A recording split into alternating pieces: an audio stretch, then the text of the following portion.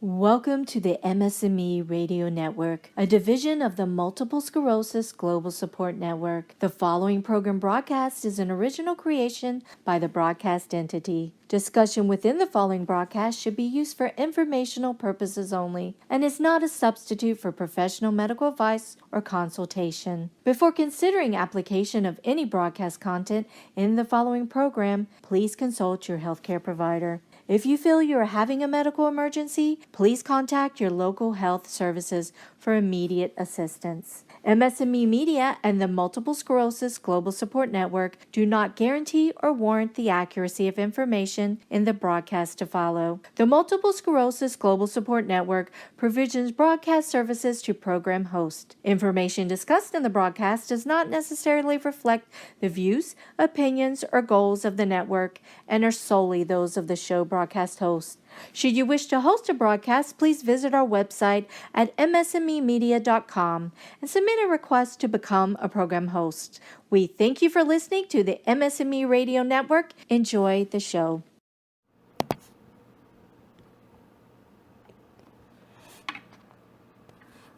Hi everyone, it's Rebecca Naylor, health coach with Chronically Well Club, celebrating 20 years in remission, healing from multiple sclerosis.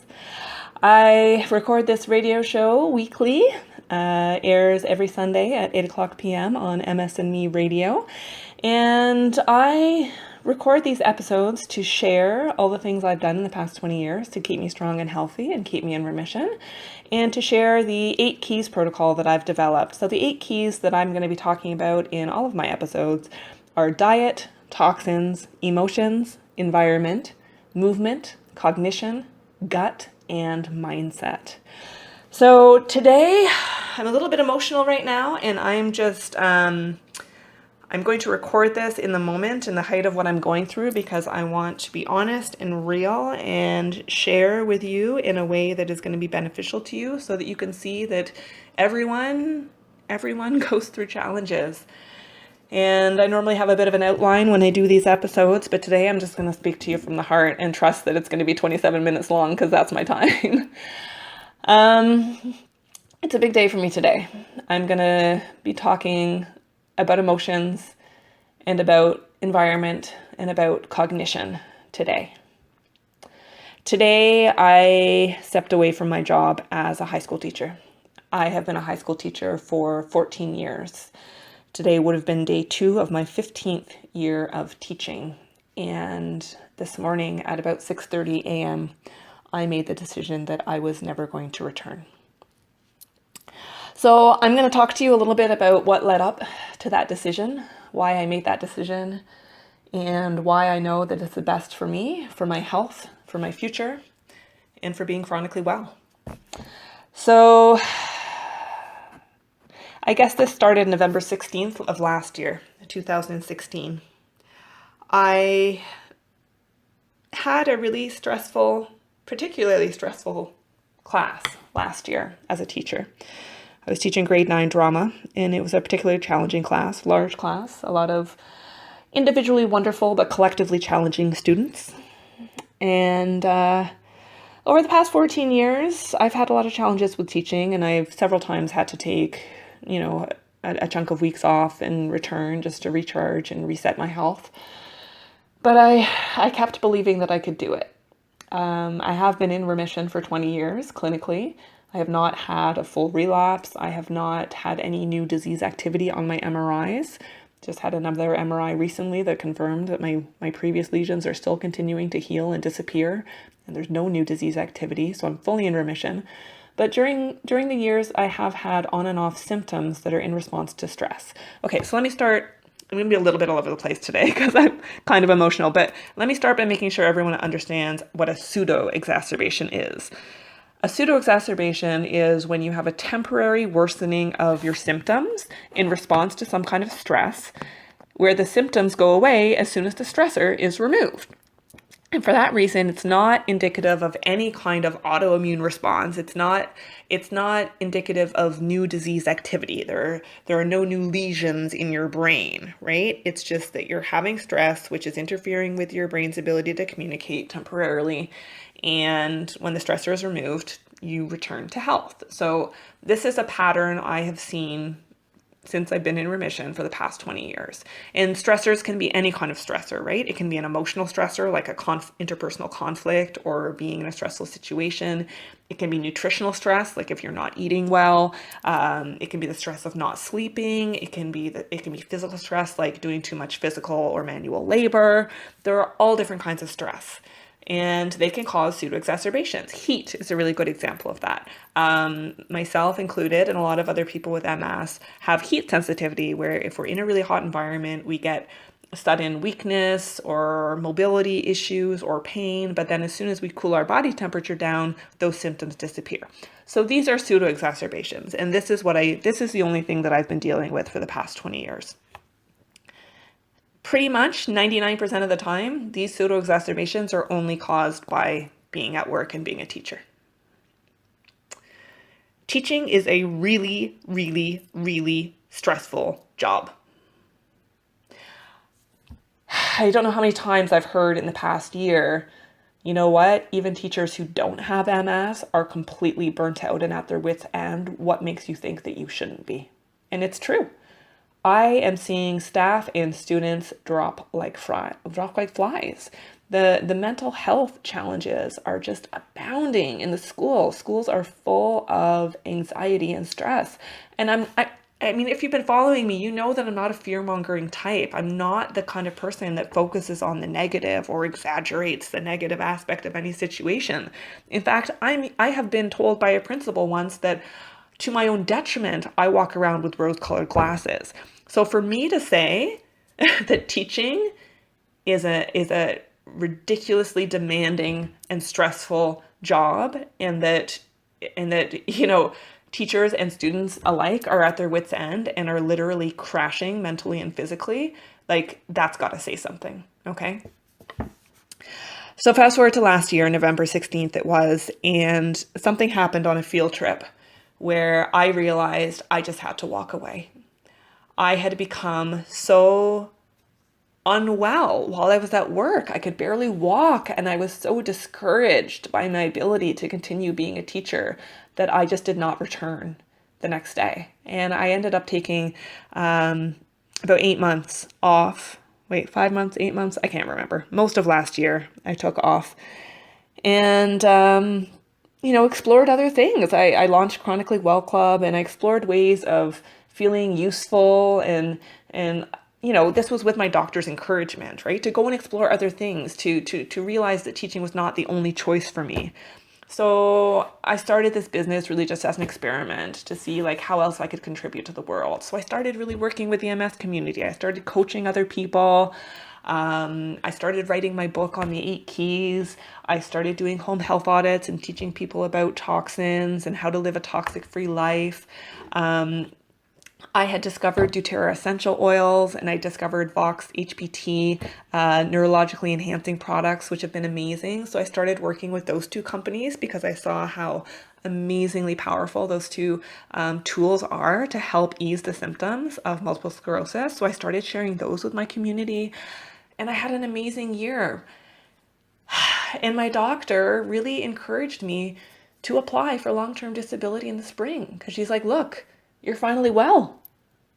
You're away from that constant stress of your job, and you're being productive, and you're seeing that there are other ways to earn money, essentially, to do something that's financially viable and is enough to sustain me. The pension and benefits and all those great things about teaching were no longer enough to keep me there, because you know what? The benefits don't really benefit me if every day my health is being sucked away by being in that environment. And the pension, you know what? It's not worth it if I have to put in like until 2055 or 35 or whatever it is. Age of 55 in 2035. Just to be able to get out and claim it. I can't do that anymore. I can't put myself in that environment for that many more years. So, okay, where was I? So my doctor was suggesting that I should apply for long-term disability back in April. And I really thought about it. I got the package from my disability coordinator at the school board, and I read through it, and I guess I just wasn't ready at that time. My dad had MS. He's passed away now 15 years ago, but he had MS. And I grew up watching him go through the long-term disability process, watching him deal with a lot of stresses of having to challenge the college he was working for, to understand why he could do some things but not others, because this super frustrating thing about having MS is that we often look like we are perfectly fine. Who hears me out there, right? Oh, but you look fine. You look great. You're such an attractive girl, blah, blah, blah. But you can walk fine, but you're smiling, but you're not in hospital. So why are you applying for LTD? Well, I grew up watching my dad deal with that. Watching everybody question him with their looks when he walked out of a car that had an accessible parking permit on it. I guess I grew up seeing that even being on long-term disability was a stressor of its own, because I almost thought it would be easier if my dad was actually in a wheelchair, because then people would believe that he needed to be on LTD and wasn't just somehow taking advantage of the system, right? So of course I'm going to have some resistance to this when my doctor is suggesting in April that I apply for LTD, because I know that when that work stressor is removed, I can be perfectly fine. I can't be perfectly fine in that environment doing that job. So I said I needed to try one more time. I went back to work in May doing just one period a day, and it was okay.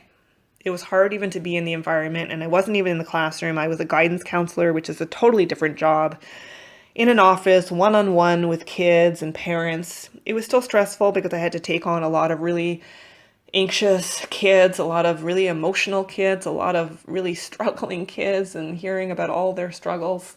That was a challenge, but it wasn't quite as overwhelming as being in the classroom, so I thought maybe I could do it. In June, I went up to 2 periods a day.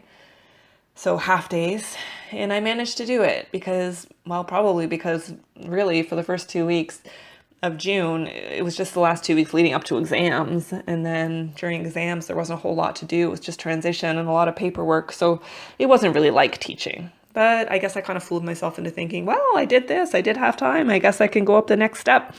So let's plan on going back full time in September. So I made this plan to go back full time this year. And I thought maybe it would be okay because I was assigned to English as a second language and special education classrooms, which have slightly smaller numbers of students, no more than 22 instead of the 30 or 40 in other classes. Thought that might make it less cognitively overwhelming for me, but I didn't even think about the fact that once again, even though I've been teaching for 15 years, I still keep getting different department every semester, different classes every semester, and 3 different classes. So 3 different courses to prepare for every day, 76-minute periods. And so I went back yesterday for my first day, and it was so hard. I got through it by really keeping to myself. And I know some of my colleagues probably think that I gave them the cold shoulder yesterday when they said hi and wanted to go in for the hug and catch up. And I just said, hi, good morning, and kept walking because I just needed to get through the day, right? And it was really hard. When I was just in my classroom, it wasn't even teaching yet. The kids were just picking up their timetables, right? And it was just meetings. But it was hard. When the kids were picking up their timetables, I had this lineup of 20 kids in front of me, and this time pressure of all these kids in front of me waiting to pick up all these huge packages of forms and timetables and checking off field trip lists and collecting money. And, literally my VP, my vice principal going, I to M lineup, last names, you guys are moving really slowly, need to pick up the pace, literally almost whipping me to move faster. And I'm like, talk about stress, right? I start to lose my small motor skills, and I'm fumbling with the papers. It's really, really challenging. I get through that. I go back to my classroom, close the door, put on some soothing music, and I'm able to get through, my lunch break in the next hour or so. Just,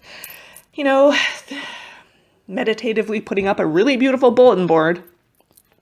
But then comes the 2-hour staff meeting in a room with 70 other people, and it's just trying to plow through information upon information upon information on this massively full agenda. And we're all taking notes about all these things we have to remember to put on our to-do lists, most of which have to be done like the next day or that week, and all these things to add to our calendar, fire alarm drills, lockdown drills in case of God, terrorists. Can you believe that's part of our opening procedures now? How to plan for like a loose gunman in the school. Talk about stressful. And then all these policies and procedures we have to review about abuse and neglect and sexual misconduct and board procedures and protocols. And I just found that by the end of that 2-hour meeting, I was so overwhelmed with the number of things that I was supposed to try and remember to do when I got back to my classroom that my brain just started to shut down.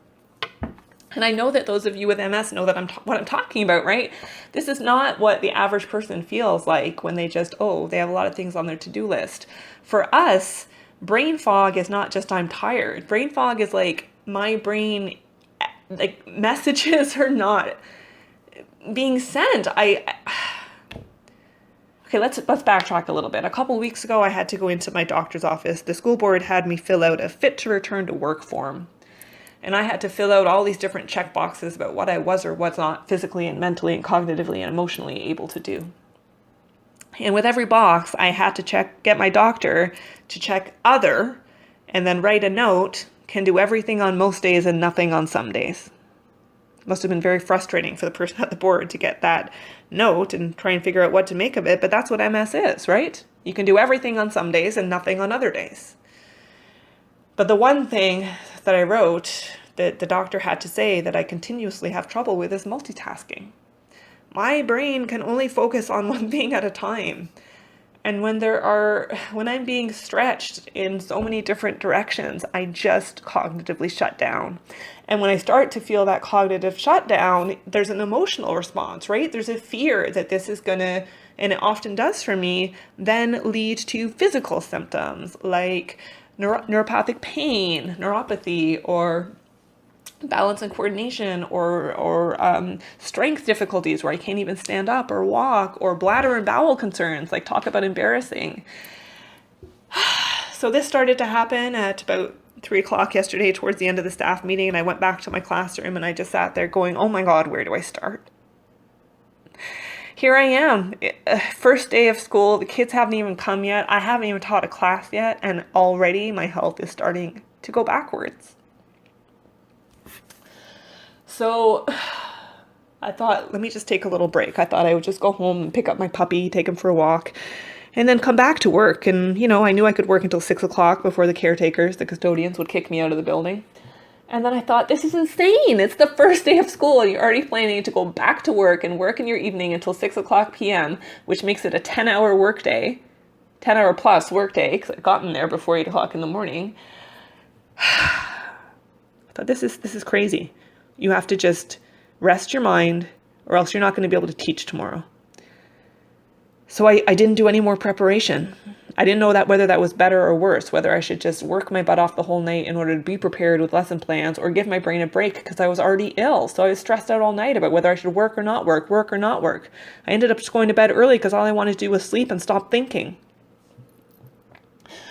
I woke up at 6:00 this morning and I had burning neuropathy in my legs, burning neuropathic pain. Now, having lived with this for 20 years, I know that that's my body's way of saying no, and that there's something I need to deal with emotionally in my life. I also know, as an aside, that the only way for me to get rid of that pain is to apply pressure. And I've discovered these amazing knee-high socks from VoxLife, HBT technology.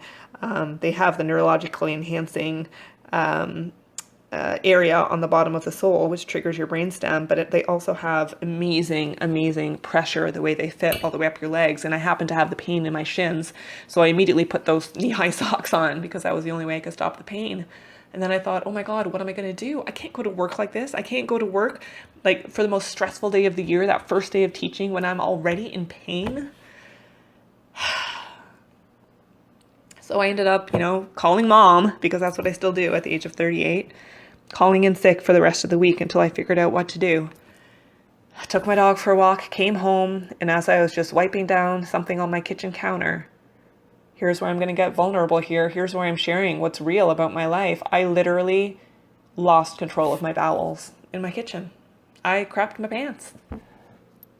Instantly, no warning. I was in my kitchen. It's like 10 steps from my kitchen to my bathroom, and I couldn't get there in time. And for me, that's only happened a handful of times in my life. I can count on my fingers the number of times that's happened in my life, and it's always with severe stress. So that was the final straw. I was like, I am never going to let my job put me in a situation where this is going to happen ever again. So I made the decision that I'm never going back to teaching. I wrote an email to my principal this morning and my union representative, letting them know that I'm going to be applying for long-term disability coverage, that I will not be returning to work, and they're going to have to find somebody to cover my classes. I also know that what I need right now is not to answer questions from my principal, from other teachers. I need to only talk to the people who I need to talk to, which is my union rep and my disability coordinator at the board.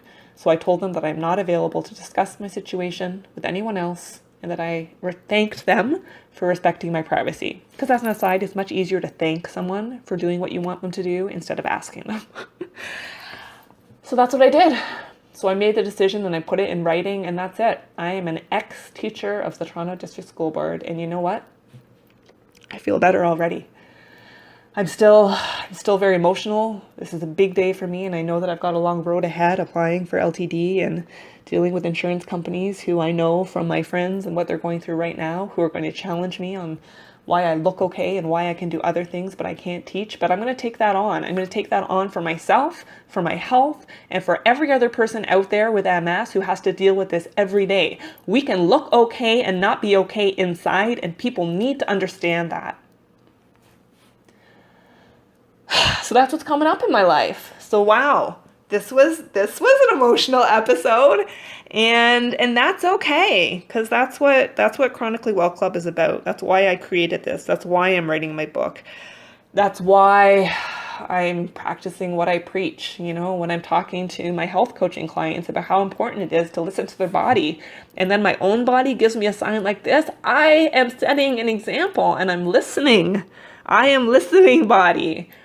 And you don't have to go back there. This is me talking to my body now. You don't have to go back to that classroom. You don't have to go back to that stressful environment. I am taking care of you. I'm taking care of me. I'm doing what's best for my health. And I know that it might be a bumpy road, but it's also exciting. It's also exciting, as one of my best friends helped me to see this morning. This is, in a way, sad, but in a way, it's also, oh my God, such a relief to finally make this decision and finally be free of this thing that has been like a ball and chain. I'm now realizing for such a long time that's been holding me back from doing things that I'm so much better suited to, and they're so much better for my health.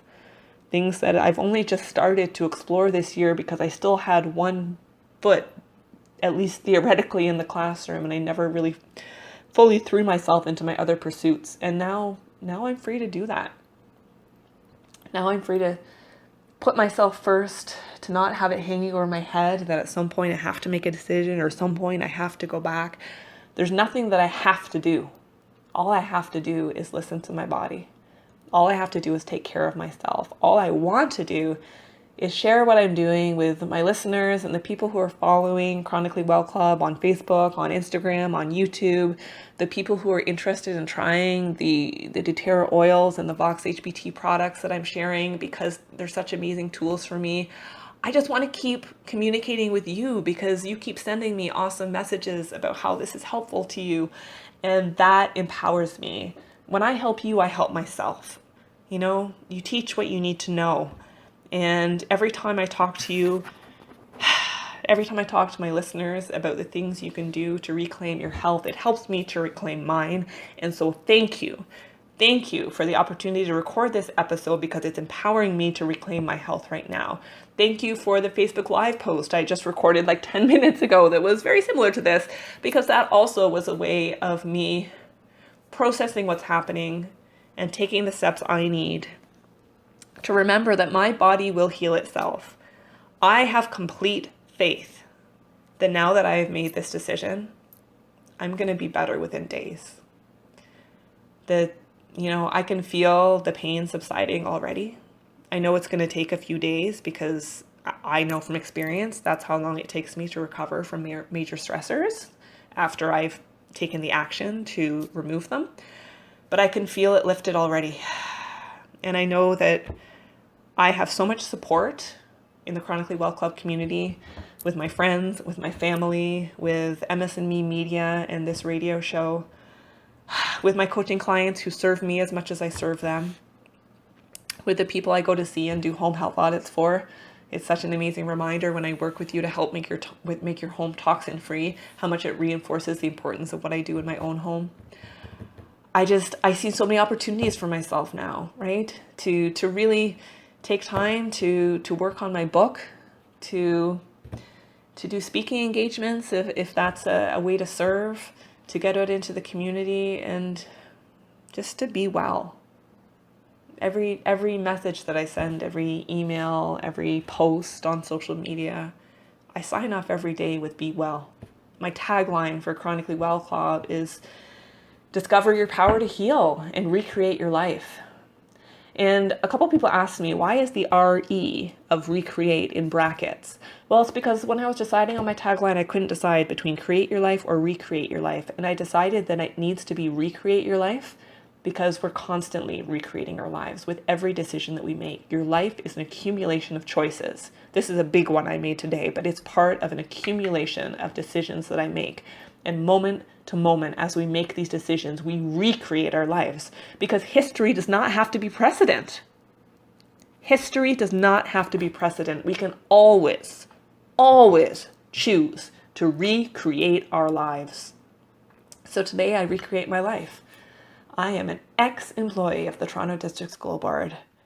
I am now a person who's moving forward to the next chapter of my life, who's doing what's best to take care of me, to make sure that I stay in the best health possible in order to be available to serve my community.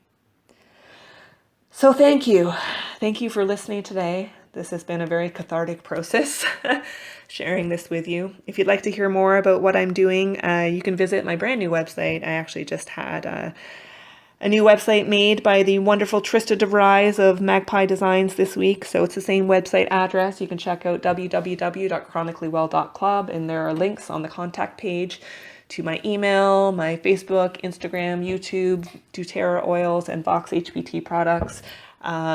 Also, you can check out my services there for coaching and home health audits. And just, you know what, reach out. If you're listening, let me know that you're listening. It helps me just to know that you're listening. Tell me how these things are helping you. Tell me how I can help you. Tell me if you have questions you want me to answer, topics you'd like to explore. You can always send me an email, rebecca@chronicallywell.club. So everyone, for now, I'm creating an amazing day for myself. I hope you will create an amazing day for yourself and be well. I am